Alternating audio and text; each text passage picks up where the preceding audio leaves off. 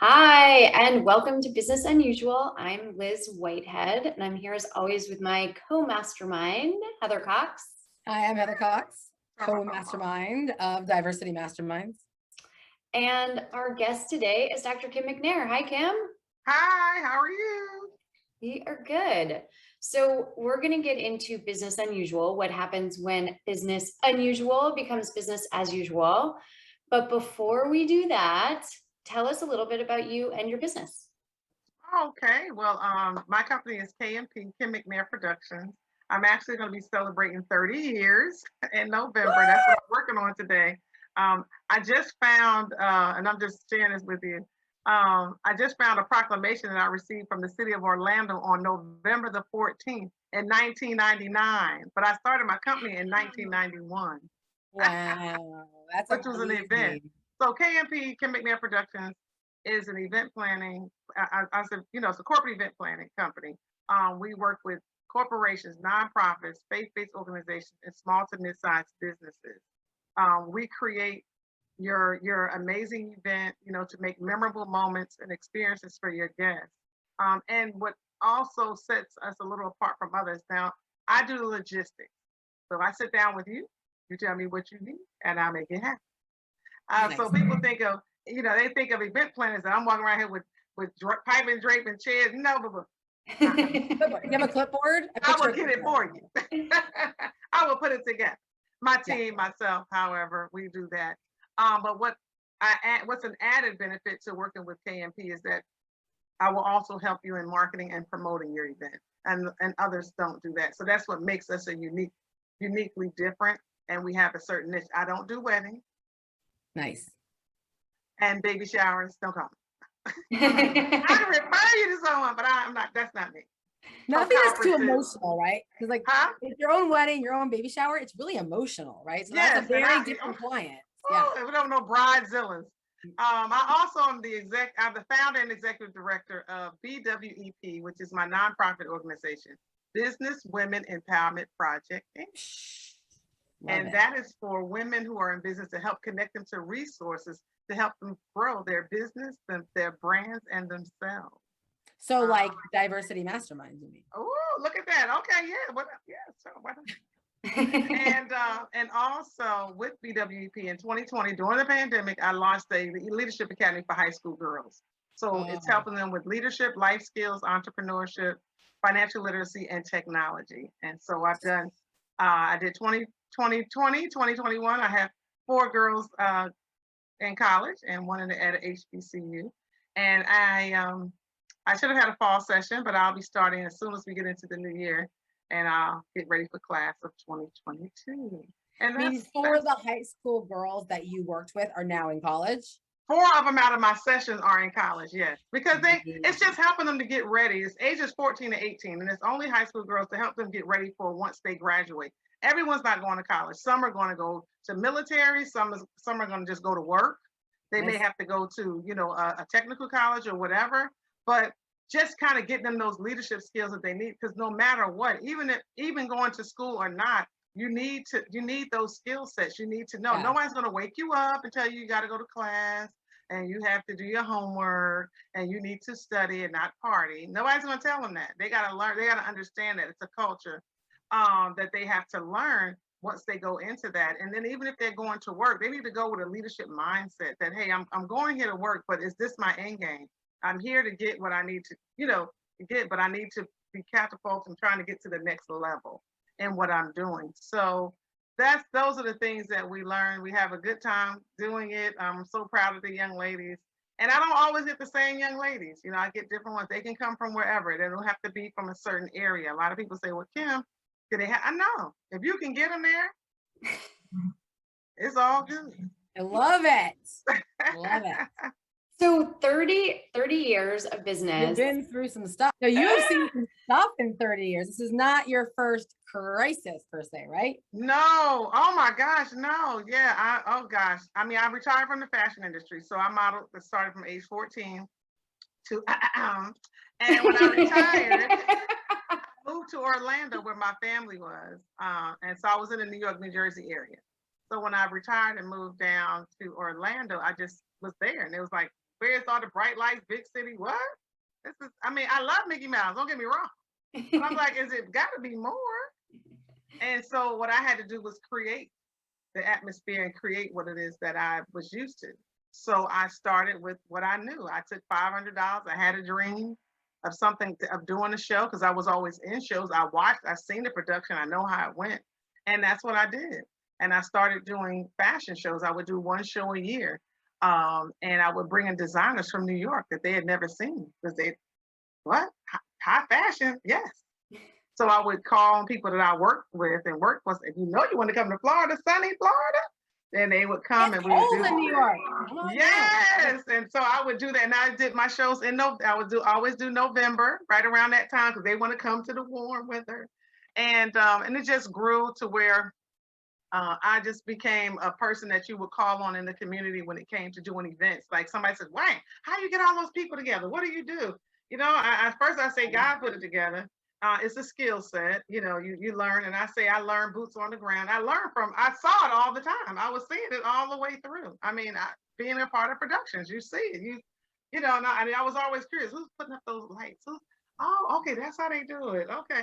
And I'm watching. And so I learned that way initially. And of course you have to go and perfect your craft and do all the other stuff, but it's been a great ride, and yes, 1991 is when it all began, and it became a celebrity show. Kenya Moore has modeled on my stage. Tyson Beckford has been a part of my production, and so many others. I think I also have some models that were part of my shows that were able to go and do commercials for Disney because they were seen there. People were like, okay, I'm going there because she has the faces, she's got the people, and then promoters that were coming into Orlando to do shows and events would say, "Hi, I heard you do marketing, do promotions. Could you help us with this?" And then I worked with Jamie Foxx for 2 years on his Coors tour. I worked with Bernie Mac for 3 years because they would come into the market every year. You know how they did, tours and stuff. So I became the person to call when you came into the Central Florida area. So that's enough for me. But in 07, I say, I relocated here. And I just had to start doing, I was kind of like, okay, I'm in a new place. How do I get these people don't know me. Now I worked here for NBA All-Star Weekend. I did an event here for a client. And I came back looking for people that I had contacted, but they were just like me. We came in to do a job. We went back where we came from. Mm-hmm. So I kind of took that mindset I had from when I started my business. And I said, okay, when I moved to Florida, how was I able to navigate and get to know people and things of that nature? So that's what I did when I came here. I said, well, I got to get boots on the ground. They don't know me. Let me focus on the area where I live, work, and play. I joined the chamber, the Atlanta Business League, because I got to connect to the business community. I need to know who these people are. Yeah, I can't do this without knowing who they are. And so that's what I did. And I started to, networking. Oh, network, boy, I'm a networker. I was networking myself. Okay. So I had to network to get that network. So I always had to have the right look, the right this, right? So I just took what I knew and just kind of turned it into what I do. And it's been great. I've done quite a few things here in Atlanta. Like I said, I made sure I focused on the south side of Atlanta. I didn't try to come and take over the whole Atlanta, too big. Mm-hmm, they don't know me in Alpharetta yet. I worked on the area, so and it's been great. It's been great for me. Doors started to open, but I went through a tough time. That's why COVID was tough. But remember when the stock market went down back in 08, 09? Yeah. Okay. And I had just moved here in 07, then I had to get through that. So I'm like, if I survive, if I'm still here, I'm still standing, I can do this. It was a little, it was like, but see, my faith has grown since then. Mm-hmm. And I tell people that I know, my faith has grown. I have, I've gotten closer to my higher power. And, and it's just your mindset. It's all in your mind. But I've had peaks and valley moments. I've made mistakes. I had contracts that was renewing, and I go in and they say, well, we're not gonna renew this year. And I said, what? And you weren't, and I wasn't ready. Y'all, we taught to have that little cushion. We're taught to have that cushion, but you just think it's gonna keep going. And I was said, I was done. I was floor. I said, no, they didn't tell me they ain't gonna renew. I need that money. Wait, so are you so pumped that WeBank is in Atlanta next year? Oh yes, they just better get my renewal. They need to have me do something. I know, you better reach out, man. Are you on the host I committee? don't know. I don't even know. I'm not connected with anybody at all because I got my certification during COVID. I have no connection. All right, girls, time to start reaching out because a host committee is a great way to get those connections. We'll give you all the hot tips. Okay, good. All right, let me stop talking. You talk. Yeah, for all our Diversity Masterminds. Oh my God. No, this is great. This is great. You just make our job easy because this is all we do is we just ask questions. Yeah. But so I love that you said networking is your net worth and that's how you made it work. And also we've had a lot of people say like, well, I was prepared for COVID because of the financial crisis or because of 9/11. Like that's when it was really bad. So during COVID, I actually like had a lot of that stuff in place. Did you find that was true, or with events, did you really have to pivot or do something different? Did you do stuff virtually during? Oh yes. Oh, wait, before you answer that, did you say my network is my net worth? I thought you said I was networking is what I heard you say. Yeah, you had to network to get your net worth. Yes. Oh, I thought she was like, I was networking. Yes, I was networking. I like how she emphasized the working on it. Yes, because I was working it. You got to look, first of all, you have to have the right mindset. A lot of people want to go to these network or go to happy hours and they just go, I got chicken wings at home. I'm here to see who in the room.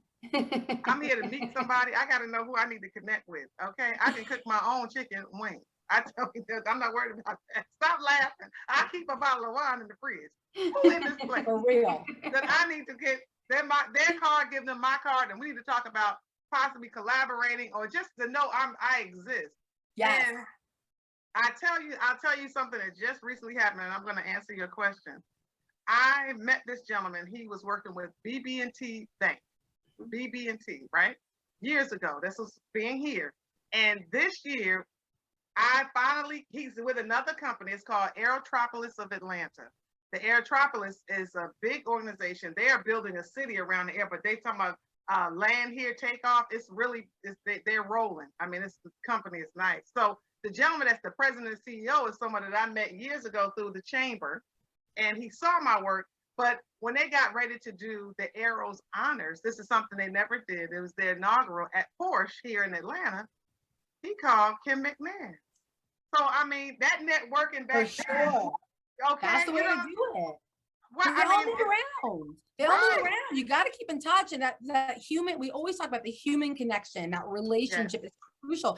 If you went up to him the first time you met him, you're like, "Hey, buddy, you gonna hire me?" He'd be like, "Nope, never." But you clearly built like a good relationship with him, so he remembered you. Right, and he saw, and he was able to see my, some of the things that I've done, because I remember when I was doing the State of the City address for the city of Forest Park. 2 years back, I think it was 1918, whatever it was for Mayor Butler.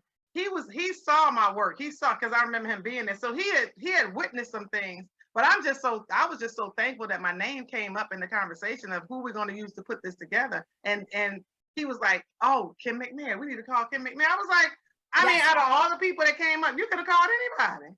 But that's just through the networking and the connections. Now back to what you were saying, how did I deal with COVID? Okay. I pivoted. Zoom wasn't anything that I did everything live. All my events were live in living color. Okay. And I had to learn this. I had been on some, it wasn't Zoom. What was the meet thing the video called? WebEx. It was like, I had some calls on, but I didn't think I needed, I'm just clicking the link that you sent me to talk to you. So it wasn't nothing I needed. So I didn't think of anything of it. But when this happened, and it was like, okay, they shutting us down. We got to stop. Stop what? And then my client says, "Kim," and this is going to be my first event at the Four Seasons here in Atlanta. And we couldn't do it. My heart, I was ready because I'm about to show y'all what I really can do. I was so crushed. Oh, I was crushed. I could not believe it. I could not believe that.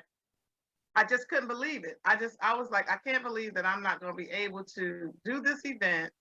And I just had to kind of just make sure that I could, move on. So when that event stopped, when she said we're going to shut that down, we're not doing it at all, but we'll just pause on the other events because they had contracted me for 3 events throughout the year, 3.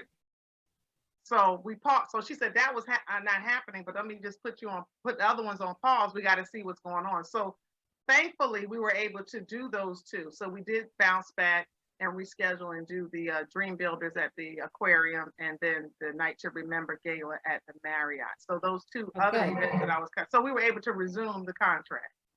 But during COVID, just revamping, looking at my company, things that I needed to do, how to really structure it differently, to build on what's to come. And then I started doing virtual events. I did some master classes to talk to other event planners and other people that were in the industry to say, hey, post COVID, this is what we're going to have to do.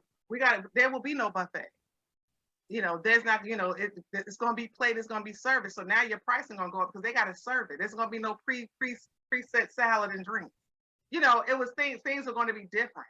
You had to look at things differently and how everything was going to happen.